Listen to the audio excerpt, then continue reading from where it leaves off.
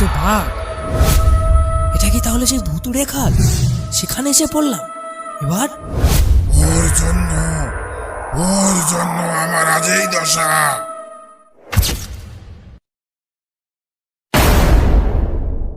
এই তোমরা এক এক করে এসো, তাড়াহুড়ো করবে না একদম। এক এক করে বলো কে কোথায় যাবে, কার কোন পাস লাগবে। হ্যাঁ বলো, নাম বলো, কিসের পাস লাগবে? স্যার, আমার নাম প্রদীপ বাগদি। আমি জঙ্গলে মধু ভাঙতে যাব। মধু ভাঙার পাস 60,000 টাকা লাগবে। আর কোন জঙ্গলে যাবে? আগে স্যার, আমি যাব সজনেখালি। সজনেখালি মধু পাস বন্ধ আছে। গত মাসে 16 জন নিখোঁজ। তাদের একটা গায়ের জামা তো দূরের কথা, একটা লুঙ্গির টুকরো পর্যন্ত পাওয়া যায়নি। আমরা এখন সজনেখালির মধু পাস দিতে পারবো না। অন্য কোথাও হলে বলো। তাহলে স্যার পীরখালি করে দিন। আর ঠিক আছে, 60,000 টাকা দাও। এই নেও বাবু।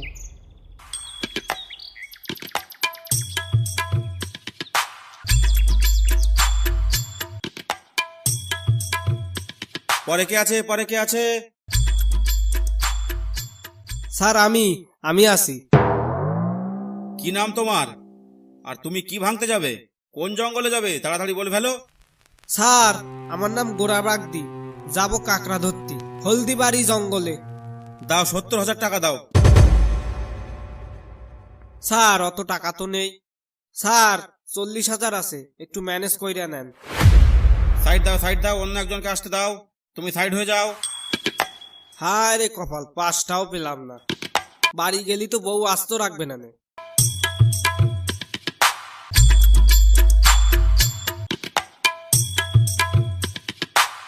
বলো তোমার কি নাম, আর কোথায় যাবে, কি করতে যাবে, সব বলে ফেলো। আজ্ঞে স্যার, আমি কিছু ভাঙতে যাব না। আপনাদের লোক আমার নৌকোটা কালকে বাজে অপ্ত করে নিয়েছে। আমি ওটা নিতে এলু। দিন আমার নৌকো ফেরত দিন। 2,000 টাকা ফাইন দাও, আর ঘাটে নৌকো বাঁধা আছে, নিয়ে যাও। কিন্তু মনে রেখো, তোমার নৌকো যদি আর কোনোদিন কোনো কোর এরিয়ায় ধরা পড়ে তো আর কোনোদিন ফিরে পাবে না, এই বলে দিলাম। আজ্ঞে হুজুর, আর যাব না।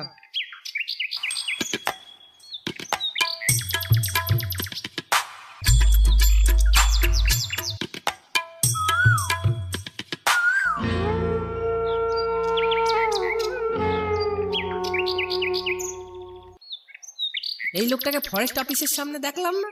হ্যাঁ, তাই তো। ও দাদা, এই পথের ধারে ঘুমোচ্ছ কেন? শরীর খারাপ নাকি? আর কি বলবো দাদা, পাঁচটাও পালাম না। এবার নদীতে যাব কি করে? গত মাসে আমার নৌকাটা ফরেস্টারের লোক নিয়ে গেছে। জায়গা জমি ভিটে মাটি বেচিয়ে একটা নৌকো বানাইছি। এইটাও যদি নিয়ে যায় তাহলে আমার পক্ষে আর এই জন্মে নৌকো বানানো সম্ভব হবে না। তাই ভাবতেছি কি করব। এক কাজ কর, নাই আমার নৌকায় চল। আজ আমরা এমন এক জঙ্গলে যাব, সেখানে ফরেস্টাররা তো দূরের কথা, কাকপক্ষীতেও টের পাবে না। তাহলে চলো যাই, কিন্তু আগের থেকে বলে দিচ্ছি, মাছ যা পাবো দুজনে ভাগ করে নেব। তাইলে আমি আসি। আচ্ছা বাবা, আচ্ছা, আমি তেমন লোক নই। তালি চলো, কোন জঙ্গলে যাবে? যাবো আজ গোসাবার মধ্যে।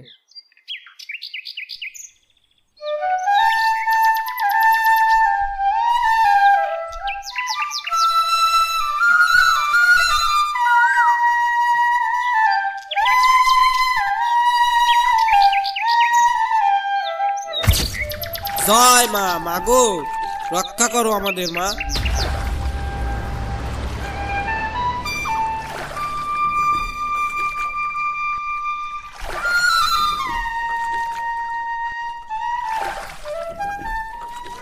ভানুদা, জঙ্গলে আসতে আসতে তো সন্ধে হয়ে গেল, না জানি কি আছে কপালে।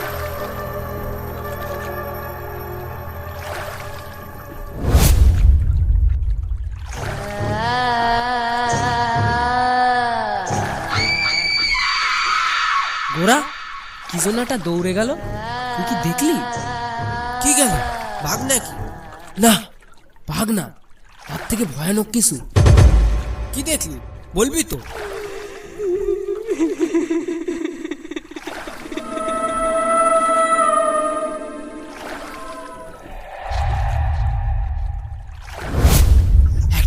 কাটা লোক আমার সামনে দিয়ে দৌড়ে পালালো। কি বললি? মুম মুম মুম মুম মুম। হ্যাঁ গোরা, মুন্ডু নেই, তাও দৌড়ে গেল। ভানুদা, নৌকোটা আগে যাচ্ছে না কেন? ধার টেনে চলছি কিন্তু নৌকাটা আগে যাচ্ছে না কেন? এই দাঁড়া, আগে ভালো করে দেখতে দে, দেখি কি হয়। ও ভানুদা, এবার কি করব গো? আমাকে বাঁচাও গো। ও ভানুদা, এবার কি করব গো? এ কি, নৌকাটা দোলাচ্ছে কে রে? হ্যাঁ,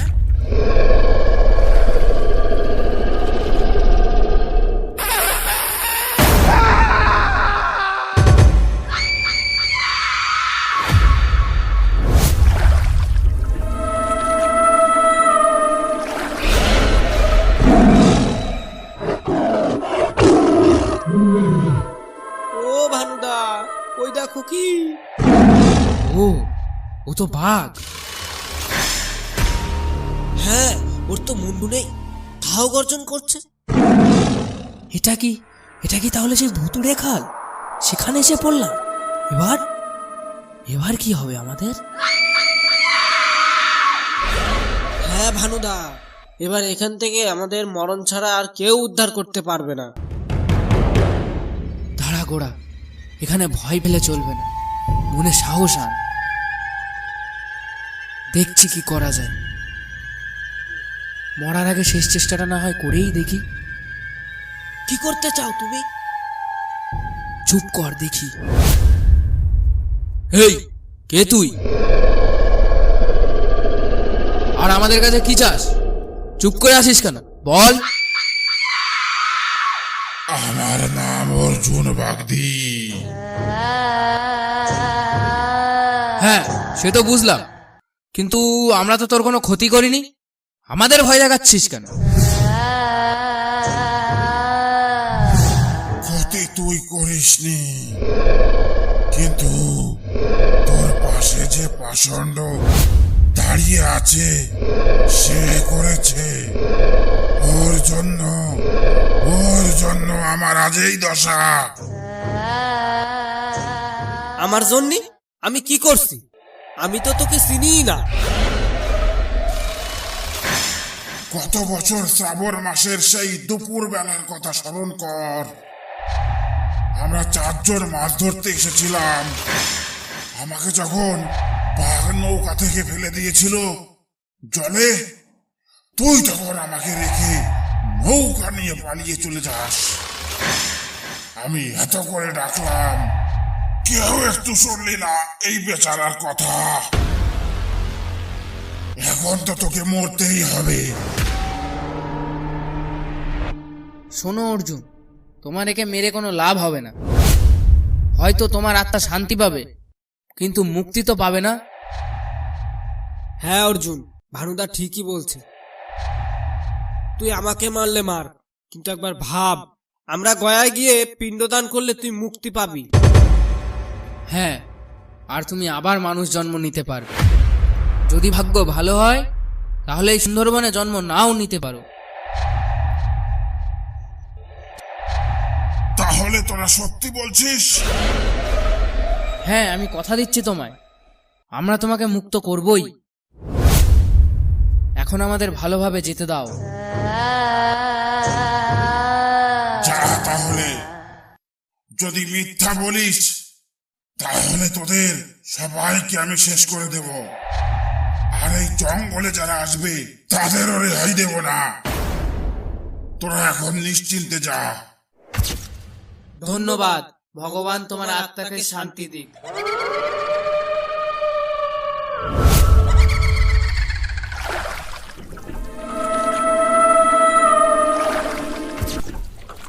প্রিয় বন্ধুরা, ভিডিওটি ভালো লাগলে অবশ্যই একটা লাইক করবেন, আর এমন ধরনের নতুন নতুন কার্টুন ভিডিও পেতে আমাদের চ্যানেলটি সাবস্ক্রাইব করে বেল আইকনটি বাজিয়ে রাখবেন। আমাদের পরবর্তী আপডেট রিয়েলিস্টিক ডাকাতির গল্প, রিয়েলিস্টিক সুন্দরবনের জীবন কাহিনীর গল্প, কেমন গল্প আপনাদের ভালো লাগে একটা কমেন্ট করে জানাতে ভুলবেন না। ধন্যবাদ ভিডিওটা দেখার জন্য।